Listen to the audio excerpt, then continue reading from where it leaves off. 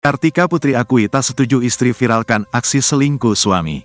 Kasus perselingkuhan saat ini banyak ditemukan di berbagai media sosial hingga dikomentari Kartika Putri.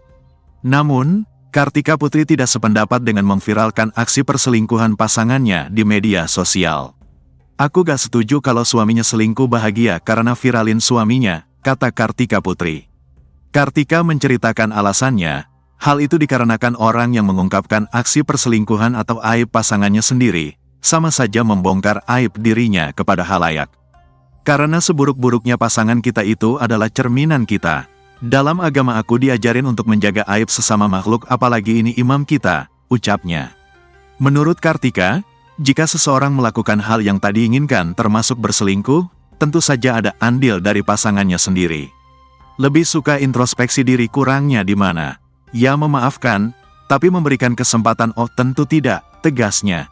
Kendati demikian, Kartika turut berempati atas kasus seorang perempuan atau istri yang dikhianati pasangannya dalam kasus perselingkuhan. Hanya saja Kartika menganggap jika perempuan tersebut memviralkan aib pasangannya, akan berdampak panjang ke depannya. Kartika Putri pun meminta kepada semua orang khususnya wanita, untuk bisa menerima segala kekurangan pasangannya sendiri, daripada membongkar aibnya agar diketahui publik.